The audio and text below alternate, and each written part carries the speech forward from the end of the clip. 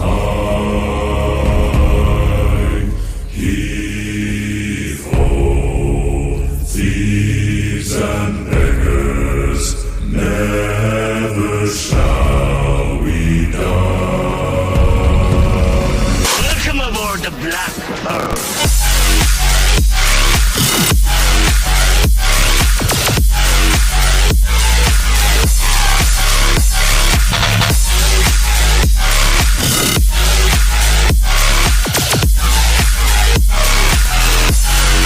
I got a Jordan. I got a Jordan. Hello. I don't care how many times we do that shit, bro. It's always amazing.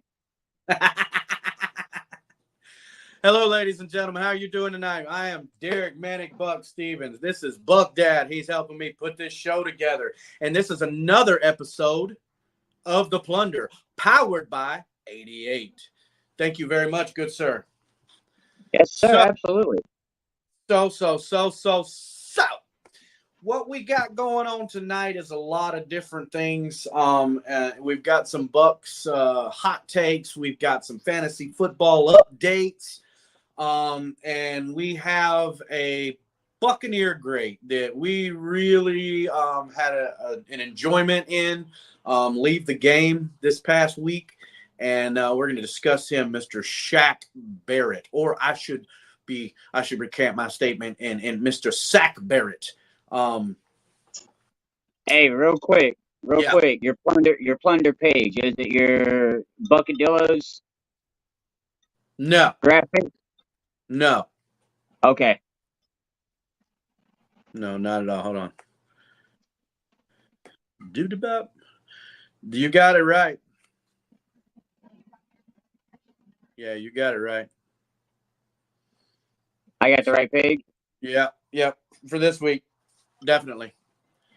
You can go on that one anytime, and that's the mainstay. That's the one, because that's the actual page. The profile that I have now is the new one that I just created with the flagship. It's got the plunder and the little buckadillo emoji on the ship. The new account, Derek Stevens. It doesn't say plunder. It wouldn't allow me to put plunder on it. But Derek Stevens is that one. I got to go in there and adjust it and put Manic Buck so everybody will catch that attention to it. But okay. But the plunder page is still that one with Monty Kiffin as the profile. So, first off, fantasy football. I was discussing this with Buck Dad pre-show, and what we're going to do is somewhere try to plan on around the 10th to the 12th of August, around the 15th at the latest. I would like to have all the monies in and everybody already on board to participate in the Plunder Fantasy Football League. So between the end of week 1 preseason and the end of week 3 preseason, I want to try to get that collective in a chat and create a perfect opportunity as best as possible for our draft. So we can go in and have a great time tonight. And our great time this year in that. That's a really fun thing. Adding the money in there makes it uber competitive. And let me tell you what, by week 6, and there's going to be no backing out and there won't be no refunds, because one of two things are going to happen. I'm not exactly sure, but I'm probably going to take and just make a first place winner. And I am probably going to have a couple of different charities that we're going to actually use a poll, and we're going to take that poll and we're going to donate the remaining portion of the collections from the Plunder Fantasy Football League to that charity. We are going to start doing our part to help people in the community of Tampa and the surrounding areas that are involved with the parties that we're partaking in. Everybody will have a say at what they would like the charity to be, and then we'll vote on that as a collective, as the league will go. So that's something that I really thought that would, we got to do our part to make this world a better place. And yes, sir. have 12 people, that's $240. If I pay you $150 to the winner, you're going to be happy. Spending 20, bringing back 130 in profit, and then we'll take the remaining portion of the winnings and send them off to that charity. It's $70, but let me tell you what, every little bit counts in things like this when you get these nonprofit organizations. And let me tell you what, Buck Dad can attest. Right now, I'm going through something where nonprofit organizations are probably key in helping me get through a certain situation in my life. So that's really huge in my life, and that's something that's very important to me. And I want to put some focus into that. And I don't care I don't care what it's for. It could be for autism. My daughter's autistic. I think my oldest daughter, my youngest daughter's, autistic. My mom died of cancer. My mom had breast cancer. So we can do. It doesn't matter. But as long as we're putting back into the community and helping the community, that's what it's all about. What say you, man? Absolutely, man. I'm excited. I'm not doing the Plunder Fantasy this year because I'm, for some reason, stuck in another league. But I will be monitoring you guys real closely, man. And I hope this is going to be an exciting season for it.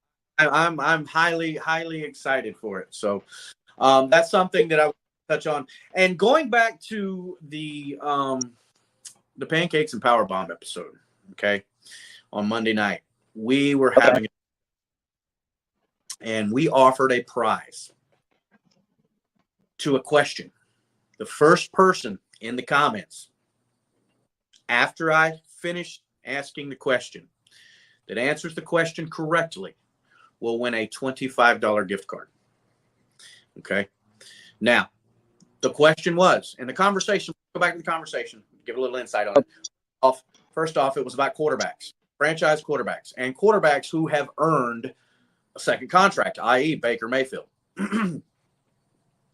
Tampa Bay has been listed as the only team in the history of the NFL, in the modern era, if I'm not mistaken, to have not had a franchise quarterback.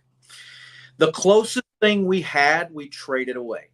Steve Young. Doug Williams. Doug Williams. I know where you're going at with it. And let me chime in on this one. Please do. I know the context of what we were asking. Has Tampa ever had a quarterback have a second contract within the team? Yes. I can tell you, we've never, and we looked it up, we've never had a drafted quarterback make it to the second stint. The closest thing we had at that point was Jameis. Yeah. I can say Josh Freeman as well, because, right about the time it was ready for that contract, his love of Ebor and Adderall came to play. Yeah.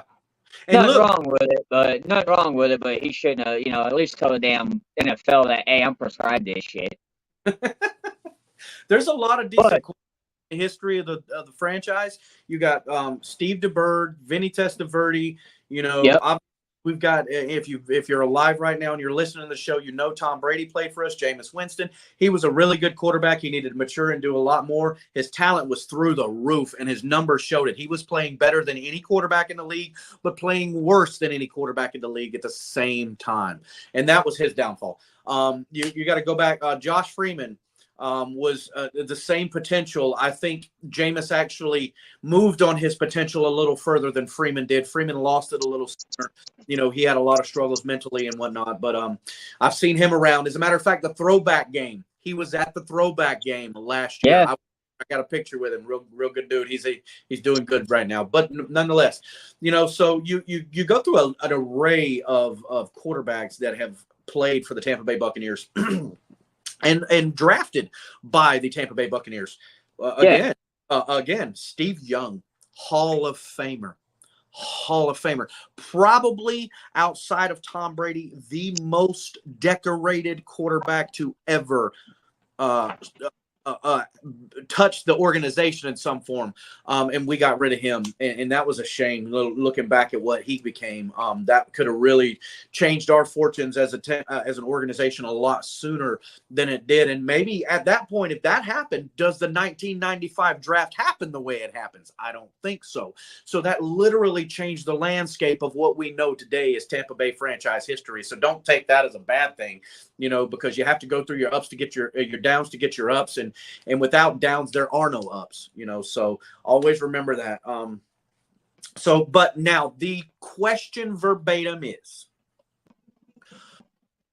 outside of Baker Mayfield, what quarterback played for the Buccaneers, technically finished a contract, and earned to re-sign? And I say earned by playing well, and earning that contract. And when I say a contract, I'm not talking about a league minimum contract, a valuable contract. There is only one that can be classified under the pretenses. Me and my cohort here, we looked at it. We asked different resources. We messaged our group of a list of Buccaneer fanatics and super fans and actually one ex-NFL player that have really an extensive background and knowledge, so the collective really put their heads together, and there was nobody but one player that fits the criteria for this question. We've got a couple of contracts that were extended. I'm not talking about an extension where you're playing on a 4-year contract, you're sitting in year 2, and they realize you're the dude and they want to. No. I'm talking about you sign a year contract like Baker Mayfield, and you come in and you get a $100 million 3-year contract because you played your nuts off and you deserve it. That's what I'm talking about. And it doesn't have to be on the same context as Baker Mayfield where he had to prove it. But the fact that you played for the Buccaneers at a minimum of a season and you played that contract out and you said, hey, I need to get a couple of more seasons in, man. Let's do it. And they said, hey, I want you, so let's pay you. Let's agree. That's what I'm talking about. So the first person that can identify the answer to that question will win a $20 gift card. If nobody does, hey, send me a message. The first person to send me a message after the show, I'll honor it. But only until tomorrow night at 8 p.m. Eastern. After tomorrow night, I'll let it go. Because I know a lot of people might not see this show live, what have you. If you go back and watch the show, and that's why I'm trying to say something early in the show, just remember which singular quarterback outside of Baker Mayfield played for the Buccaneers and earned and deserved a second-year contract and signed a second-year contract. There's only one player. So, moving on. Now, on to some interesting stuff that's Buccaneer-related, but it really wait.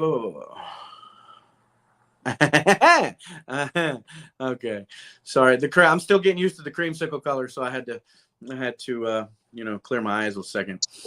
But yeah. So does the outside leverage suffer from CTE after the recent post crying over oh my God. He said he was a vet.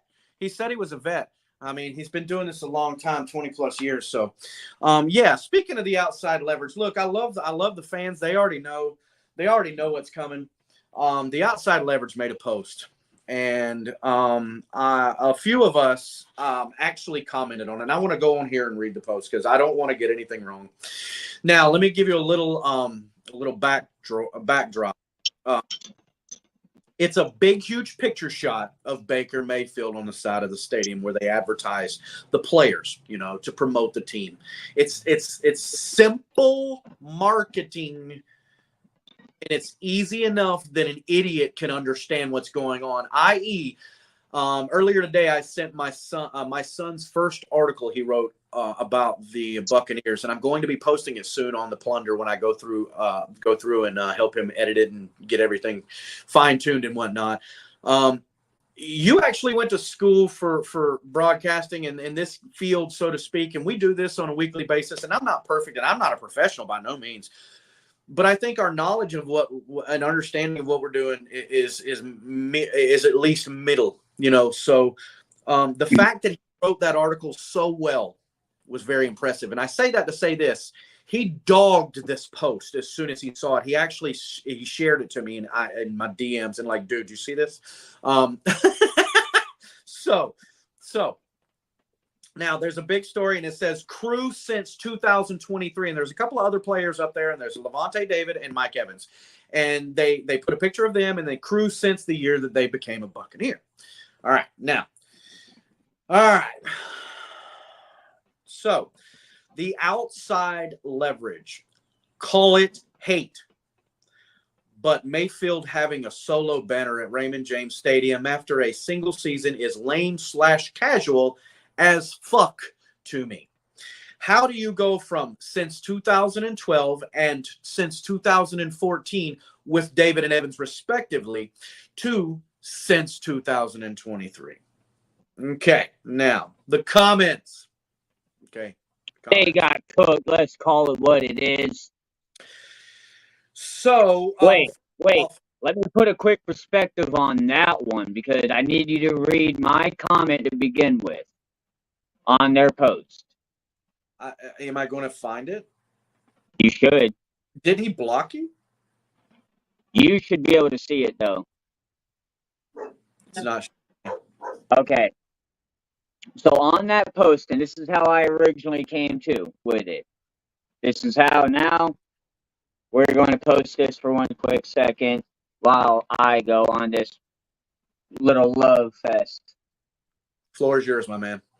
We're doing it for likes real quick, by the way. So according to them, we're doing all this for likes, and anybody that disagrees is doing it for likes. So if you like what we have to say, go ahead and like. We appreciate it. Thanks. Oh, by the way, real quick, I got all the receipts I'm going to have about every piece of my conversation tonight. Remember that. All right. I got receipts. So, yeah, I'd have receipts, but I didn't expect him to, run his fucking mouth and then block me because he knew he was bullshit. So I had posted in response, how is it considered lame and casual that they're doing this when nobody had an issue in 2020 when Tom Brady got put up on the pillar, didn't play a single fucking down yet. Didn't play a single down in Tampa. But you're mad over Baker Mayfield getting it his second year after getting a $100 million extension and also turning around and being able to get a Pro Bowl and all that. Tell me one time, hey, answer this. And I'm glad Sed's watching because I need Sed to chime in. When did Tom Brady get a Pro Bowl in Tampa? I'm waiting. And Baker did it his first year. Baker bet on himself. And you know what, bro? I've been riding this Baker train along with Daniel and Sarah, bro, for the last year. And straight up, bro, you're mad over Baker getting put up. Seems like a marketing ploy to me. Don't you agree, puppy? Would you put a $100 million player up on a pillar? See? Yeah, real quick. He didn't let you damn sentence, bro. But see that's the thing. Even a dog. How's it lame and casual? We did it to Winston, and he was giving issues. We did it to Brady. He didn't win that second Super Bowl for us yet. Hell, they were breaking rules to go practice at, what was it, Berkeley Prep? Yeah. Yeah. So, what? How's it lame and casual? Hey, and I salute you back there, Sed, because if there's one thing I think I've learned off of debating with Sed, sometimes you gotta be right down the middle, and facts are facts, bro. Baker earned it. Absolutely. And they'd be fucking stupid not to put his ass up on that wall. I don't care what one. And you know what? I'm glad they put Mike and Levante first and second. I'm glad they put them up before they put Baker up. Because after that, I don't care who you put up, man. Put up Tristan. put up the best safety in the NFL, Antoine Winfield. After that, Heard. what there be an issue with it? Segue to another conversation later on. That's what I'm saying, though. Is there, if they were to do that, is there an issue with it? Well, let me piggyback off of what you're saying. That's lame and casual what they're pulling. First off, 4,044 yards passing. Okay, so he hits the check mark of being an elite quarterback of minimally 4,000 yard mark. Okay, 28 touchdowns, 10 interceptions, a 94.6 QBR. Okay. Only one other season, 2020, and I think that's the year he took the Browns to the Super Bowl. I mean, to the playoffs. You know, was his third season. Yeah. He led a team in the first year signing a earn it deal, league minimum earn it deal, with a team that had plenty of talent and needed a smart QB that gave his all for the team and expected the team to give his all for them. And Baker went out there and bruised himself early on in the season and won a lot of people over, and he won the whole team over. Number one thing about a quarterback, besides their talent, you have to be a leader because your face is the franchise. This league is a QB-driven league, and people don't understand that and want to appreciate that. That's why even Tom Brady coming – hold on, let me finish this real quick, and I'll give it to you. Even with Tom Brady – we got special guests. Oh, we got a special guest. Good. Go ahead. Let me stop then. Speaking of winning people over, somebody I was able to actually win over in the Baker Mayfield conversation last season. Wow. What up, Sid? Number one, you didn't win me over in the Baker Mayfield conversation. His play on the field did. Yes, Baker won himself over. I was about to correct that. I opened your eyes a little bit. You had an open mind, though. I gave you your flowers on that. Tuned to the information at hand. I will honestly say Baker Mayfield is the first quarterback I would like for the Buccaneers since Sean King. That says a lot. I can vouch for that conversation too.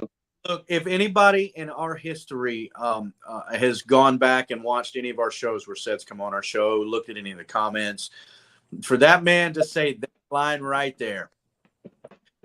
That right there. All right. And let me go ahead and before I go to any further after that, make this statement, I want to give Seth the floor. First off, thank you for coming on the show, brother. It's been a long time, and I can't wait to look forward to more episodes this season of the Plunder where you come on because I really love your takes, brother. Really love your takes. But for Seth to say that about Baker Mayfield, go back and look at the receipts we got on the Plunder. It's all there, baby. Let me tell you what. That dude earned his spot in the organization. He earned his spot on the side of Raymond James Stadium, no matter what anybody says. And after Sid gives his peace of mind, I'm coming back into it. Go ahead, Sid. Oh, I'm good. I just wanted to piggyback off of y'all. You know, I'm the comedian. Okay, you piggyback off of me. Okay, here it is. So, hey, Sid, let me ask you real quick. Yes, sir. Put yourself in the team's marketing position. Would you put your $100 million player up on that board? Would I put my $100 million player up on the board? Yeah. Would you happily advertise that $100 million extinction player? Give me the three players you put on the board. I will go by seniority. Okay. Meaning I will put Levante up first, and then Mike Evans, and then who else? Long tenure. Golston. But I'd love to see Golston out there. Really a star. Years ago? Our 4 stars is Mike Evans, Levante, and Baker. So those 4 need to go onto the stadium, and they should. I agree. The only other player you could have put up there, in my opinion, argumentatively, was Winfield. Or you could have put Wirfs, and you could have put Wirfs and maybe Rashad White because he's a fan favorite. Right. I agree. Now, and that's from the marketing standpoint. You're saying all the right words when you're talking about that, because as we say, pancakes and power bombs, when this first started hitting the light, Like when it comes to marketing, you're trying to not only keep the ones you have, you're trying to garner the new, right? And a key factor is, and it's simple marketing. You know your clientele. You just got a prove it deal quarterback on a 1-year deal that not only came in, and look, I don't care what you say, just like Brady came in here with his fans, Baker came in here with his fans too. So what, from the marketing, from the money standpoint, and we spoke on this on the Plunder, the two most important things for a franchise, money and championships, and one don't come without the other, period. You got to spend money to make money. You got to spend money on players to get them to the good players to get out on the field and have that production you can to win those games and be able to go to the championships and go to the Super Bowl and give yourself, the team, the opportunity to go. You're not going because you vilify that and you validate all that by winning. You actually got to earn an opportunity to get to the next level to go. And that's what it's all about. So as far as his reputation and what he deserves as far as earning the spot on the team, he did that last year. Now, coming back to the post, and I actually went on my profile and told the guy, I said, you should join my show, The Plunder, so we can discuss, because I know you're wrong and it is hate. And I'd like to hear your side and debate this topic with you. Or do you not stand behind what you wrote and stated? He responded with, Derek Stevens, I just blocked whatever the Plunder is supposed to be. You could have asked the question for clarification before reaching for likes. And just to let you know, again, we're doing this for likes. So please like, follow, share if you enjoy. Yeah, please like, yeah. Please hit that like button. Boy, y'all nigga petty. Y'all petty. Or you could have just read the responses I've already made. And I actually went even further when he ignored me there and went to his DMs from my new page. And I can actually post those on in the comments of the Facebook post, and I will, just to validate, because I got receipts, because the Buccaneers, number one, you're not going to bring a negative perspective to this platform and not have me call it out, because I'm going to call it out. This is the reason I'm doing this. I'm not doing this for likes. Let me get close. I want to see this. I want everybody to see this. I don't do this for likes. I do this because I love my Buccaneers. I love getting on here with people like Sid.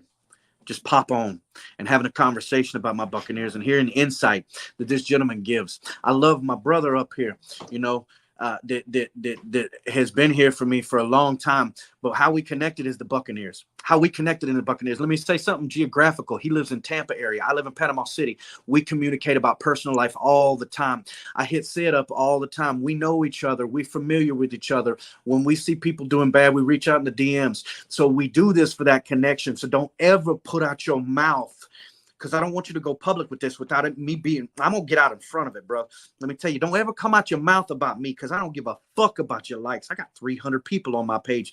That ain't shit, bro. I've got some fancy-ass pansy poly marathon bullshit for children that's got 1 million fucking likes.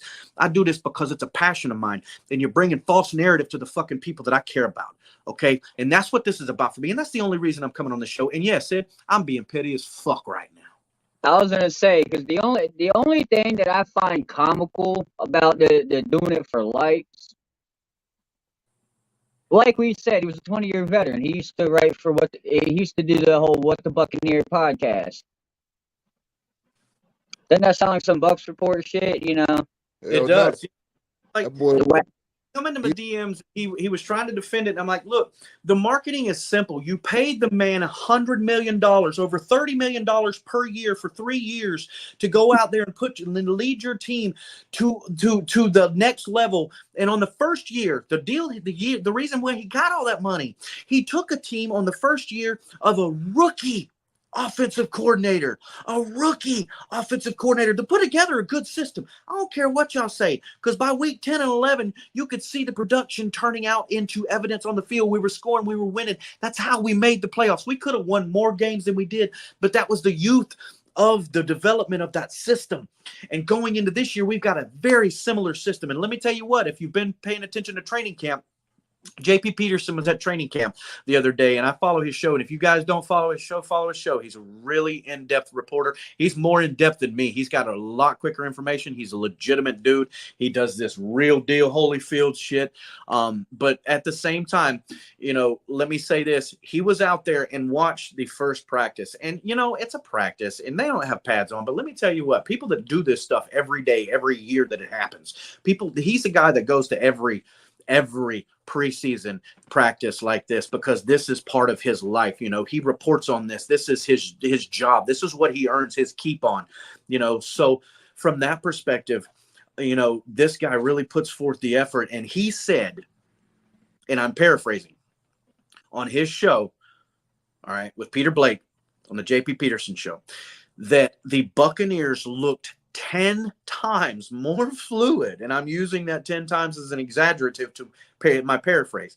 He said that they looked so much better and more fluid even the first day than they did last year. And the reason why I pushed it down the feed of your Facebook channels last year about continuity, that moving forward this year with continuity is going to take us and help us elevate to that next level, even with this new guy coming in with this new offense. Mind you, he's very familiar with Baker. He's familiar with Baker, and the system extraordinarily similar to the one we just came off of. So that continuity alone with the capabilities of Jason Light is going to shoot us through the roof. Now, from the winning perspective on the field, going back to this outside leverage conversation, this right here has everything to do with what we're fixing to say.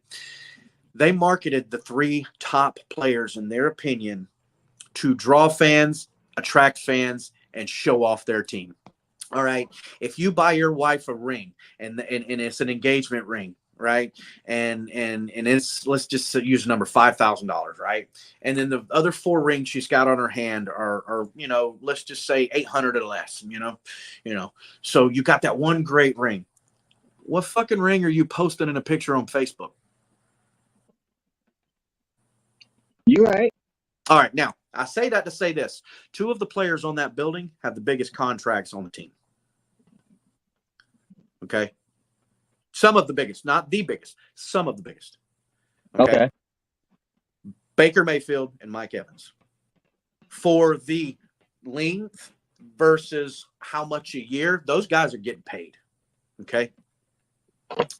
Now, they're putting their diamond rings on Facebook per se. Okay. So you're not putting your opal little, thing you inherited from your grandmother that you couldn't pawn at a pawn shop because it's coated sterling silver. You're not putting a picture of that on Facebook, right? Okay. Now, so when you put Mike Evans, glorified, validated, when you put Levante David, Buck for life, Hall of Famer, Ring of Honor first inductee, validated. Okay, let me go ahead and say that about that guy. And then you come to the prove it 1-year deal on a 3-year, $100 million contract. The guy that you're entrusting that with the whole fucking NFL world said was nothing anymore, and he wasn't going to fucking lead us. One of our division foes, Cam Jordan, said we were going to end up back in last fucking place, and we went for a 3-peat. Get that off your fucking ass, Cam. Let me say this. Mike Evans said it best earlier, bro. Everybody was betting against him last year. And look where they were at this year. This is up. Statement I was talking about in the pre-show. Mike Evans said it. He heard, the whole team heard it. They heard it all year. They heard all the shit talking. It was all bulletin board material. But did you hear about it? No. Why? Because we got a good squad and we got a good team and we got a good, what's the culture? We have a good culture in Tampa now, and it stayed. Guess what? Tom's been gone for over a year. It's still here. It's still here. Tom helped us build it. Tampa built culture, ladies and gentlemen. This is not a Tom Brady culture by any means. So, this guy on the outside leverage, Robert Green, I called you out to my show. You said you'd come on. You'd have to validate that answer in a day and a half. And you ghosted me. You're a coward. You feed a false narrative to the NFL fans. You know what? Yeah. I wasn't even gonna say it, bro, but let me say this shit though. I'm disappointed. I'm not. Because I'm gonna say this shit for somebody who had one regurgitated joke and come back the whole time to me before they blocked me, and that was meth mouth. Like, come on, bro. That's all you got. That's it. That was And then it. I go, you look through these comments, bro, and you see ignorance in comments. Because what? You got people that agree that your take is fucking retarded?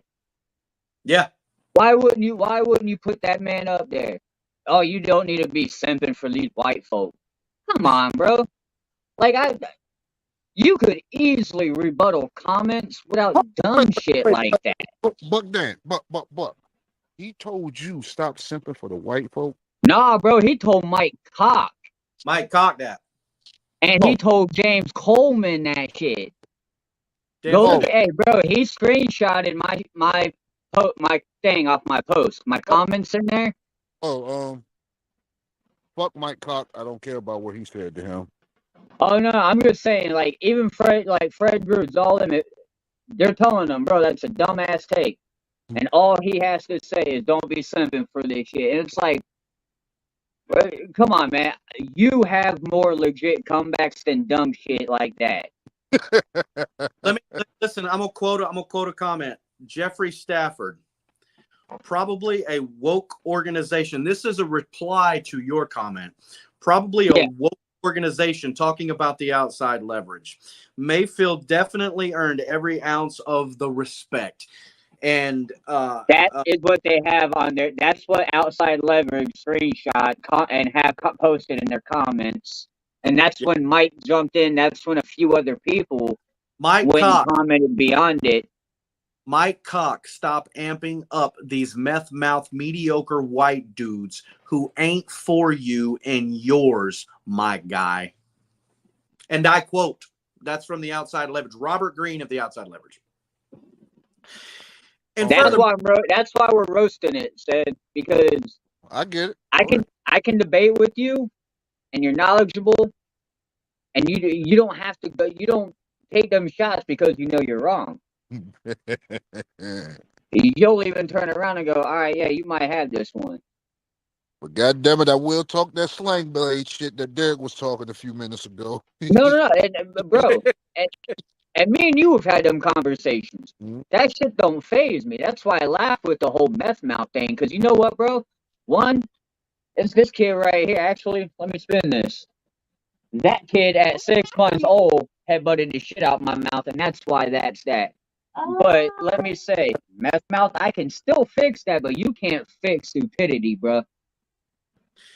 And let me say something. This world needs more comeback stories than anything today because we've got a lot of sad shit in this world. You know what I'm saying? We actually got circulating about somebody in Bucs Nation being a pedophile, you know, and that's some shit. And I'm not even going to go into comment topic on that shit because it ain't worth my fucking time. Bro, fuck him. That said, if you's a meth mouth motherfucker and you was on meth right now in your motherfucking life, you're clean and sober, been clean and sober since I motherfucking known you. And I've never touched meth in my life.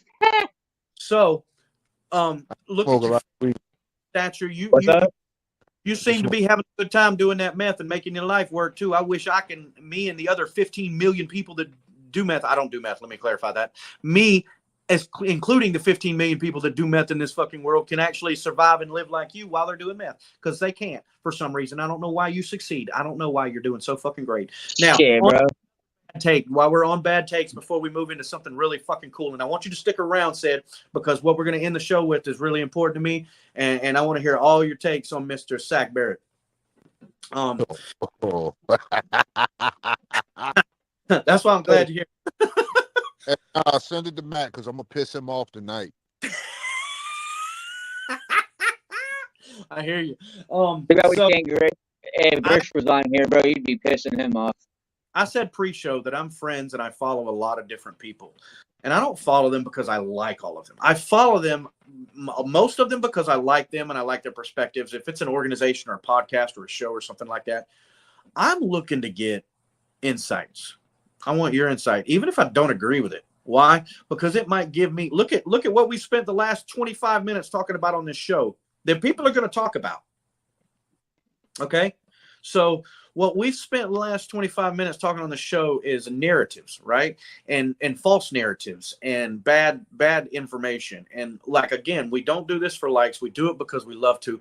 And when I say something and Buck Dad over there, he's like, no, I'm not so sure about that. What do? You go immediately to your fact checker board, you go look it up, and you clarify that, because what we want to bring are the facts. And if I'm wrong, and I'm not perfect, and I might slip out the mouth and try to give one of them percentages, and let me tell you what, 85% of percentages are made up on the spot. So, and 85 made up on the Is that percentage made up on the spot? It really was right there. So no, I get what you're talking, because you know what this man right here said does the same shit. But that's we're gonna... the one thing I debating back and forth with him since 2019, man. Mm-hmm. I can tell you, this man will come to you with facts. And I've seen one of his threads earlier talking about first 3 years in the NFL, and he shut the hell up out of somebody talking that CeeDee Lamb technically is better than Devontae Adams. When everybody kept trying to clarify that Devontae is better than Mike Evans. Go sit the fuck down on that too. Hey, bro, make them sit the fuck down. Bruh. So I'm on Facebook. I'm going viral on Twitter right now. Shit. I posted that same picture. I got 1,000 likes and like 120 retweets and quotes and shit. Hell yeah! Off the day. I'm watching earlier this week the episode of the Bucs Live podcast, and it's 3 gentlemen on there, and I didn't catch their names, so please go back. I'm waiting on the friend request on my new page to actually go through.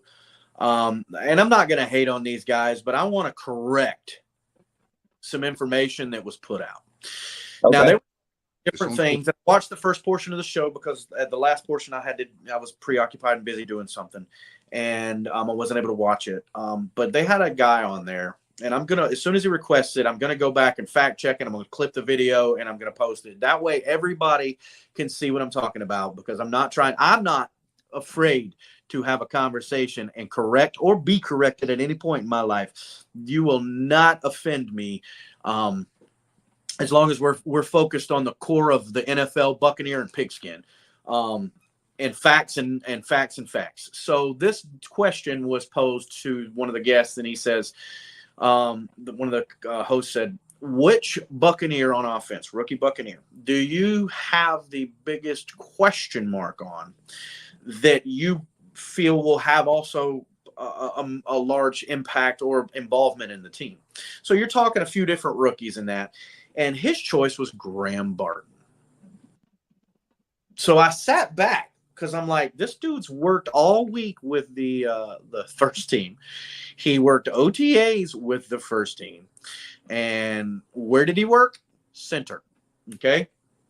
Now, his take was he was very concerned with the transition from outside lineman, which is what he ended his college career doing, mm-hmm. to inside offensive line, specifically center. All right. Now, I don't have to go in depth on this at all. But it could be, you could label this as a simple mistake, but because it was a narrative, this is not a simple mistake. This guy went off the top of his head and come out his ass with a bunch of misinformation. Graham Barton ranked number 1 as a fucking center coming out of college in the draft from every fucking center in the draft. So you're concerned about his transition is very moot, and it's about as liable as the fucking New Orleans Saints. Okay. Okay. The guy was ranked number 1 as a fucking center. Every center that was in the draft, even the ones that didn't get fucking drafted and went out there, you got to send the right fucking information out there. That is about the dumbest fucking take in the world. And Bucs Live, you got to do better, man, because it goes back to what I said about this schmo we were talking about earlier, Robert fucking Green, that runs the outside leverage. you really have to bring facts. And if you don't, you need to be organized enough to have somebody, or you have the ability. I don't necessarily have the ability with the, how I've got to run my show right now, but we're making it do. And you know why we make it do? Because this is a team here on the Plunder. All right. This is a team.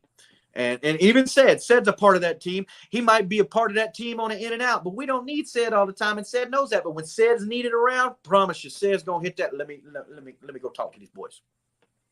Okay, but this guy Buck Dad, he's right there, like I said earlier, to fact check me and to fact check himself, even when he says something, even on pancakes and power bombs. It's not about saying wrong information, but man, you really got to know what you're talking about, because that made him look stupid. I don't know the guy, never saw the guy, never heard the guy, don't follow the guy. I mean, He looks, to be honest, man, you